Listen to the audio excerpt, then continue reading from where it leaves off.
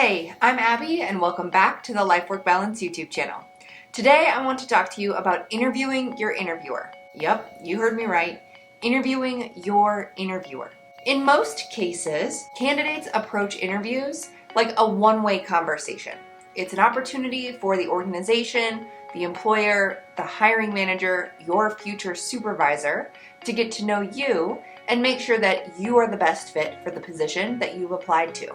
However, one of the key things that most candidates forget is that you are also interviewing this organization and your interviewers to make sure that this is the right job for you too.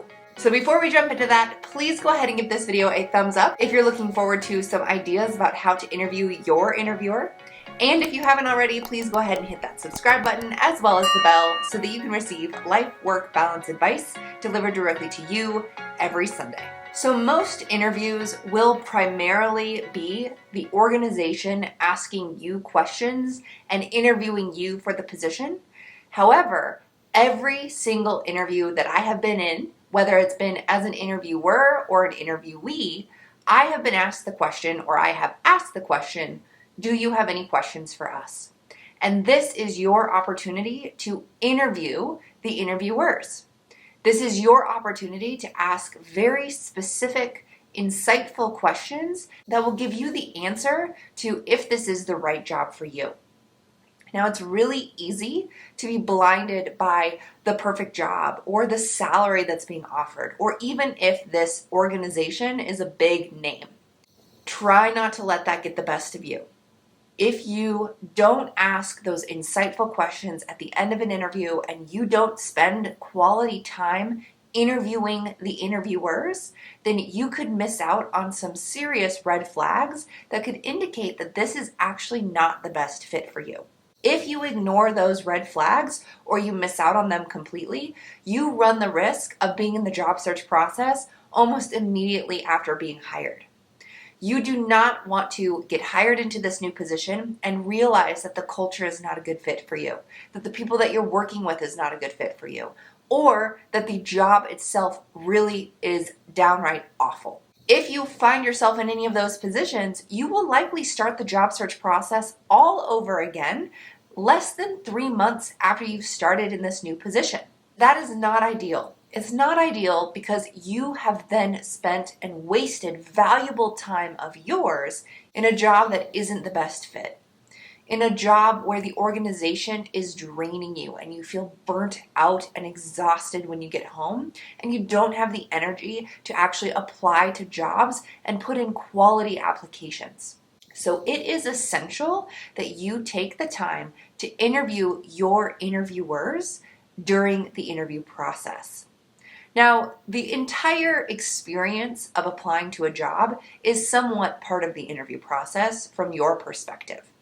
You are seeing how responsive they are to candidate questions or concerns. You're seeing how flexible and adaptable the organization and your potential team might be. You're getting an idea of what sorts of qualities and characteristics are important to this team and important for this position to be successful based on the types of questions they ask you during the interview process and even maybe during the application process. So you're feeling out the organization from the instant you apply to the position. However, do not give up the valuable time to interview and actually ask questions to the interviewers at the end of every interview that you have. Now, I have many videos on questions that you could ask at the end of an interview. I think all of these different types of questions are definitely relevant to any type of position that you were to apply to. We've got your cultural questions, we've got your hard questions, and we've got your more logistical or technical questions. However, the interview process isn't just about you passing the interview. It's about you making sure that this organization, this team, and this position is the best fit for you. So when it comes to thinking about the overall interview process for yourself and how you're actually also interviewing the organization, the team, your supervisor, etc., you want to review your overall candidate experience. Did you have warm fuzzies and positive feelings at every interaction and touch point throughout this interview process? Were there any red flags that made you feel a little uneasy about the interview process? Or did anything give you that feeling of a pit in your stomach? If so, listen to your gut, listen to your body, and evaluate why you might have been feeling that way or why you might have noticed those warning signals. Sometimes it might be nothing, other times it might be a great warning signal to get the heck out of there. You also need to evaluate exactly why you want to work in this position and exactly why you want to work for this organization. Do you see yourself thriving here in this organization and in this culture? Do you believe in the mission of the organization and what the organization is striving to do for society, the product they're putting out, the types of customer service that they provide? What is it about this organization and this position that really attracts you? If it's more surface level things like money, if you're aware of that, that can be fine. But just know that if it's only the salary that's drawing you to the position, or if it's only the big name organization that you're working for, that pomp and circumstance can easily wear off. And if you don't feel like you are providing value to the organization or the organization doesn't value you, that can quickly turn into burnout, exhaustion, and hating your job. So when it comes to interviewing your interviewers, this is not about asking those logistical questions like, what is the next step in the interview process or the hiring process? Why is this position open? When do you need someone to start? Who would I report to and who would I work with? Now, while these are important questions to ask, these are not the questions that you should highlight right off the bat.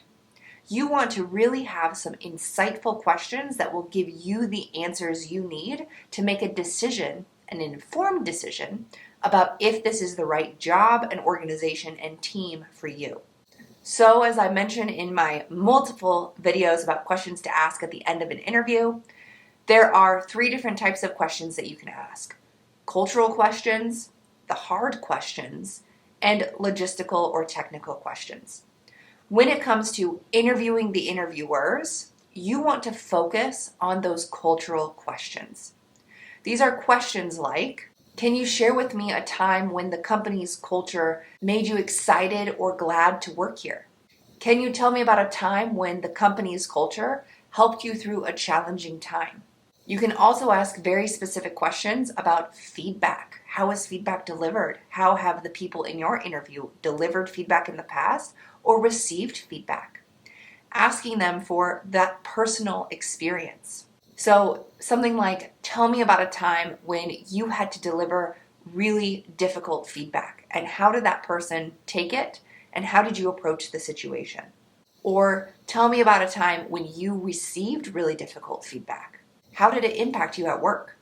The other thing that you can do is use your resources to your benefit.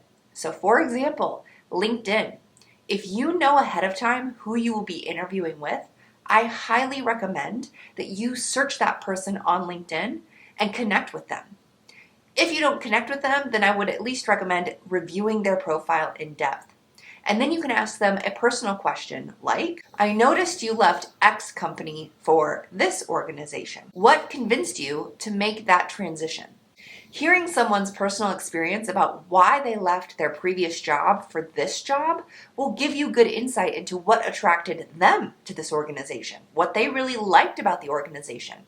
So you will want to spend some time really thinking about the questions that matter to you when it comes to how this position, this organization, and your potential team will be a good fit for you.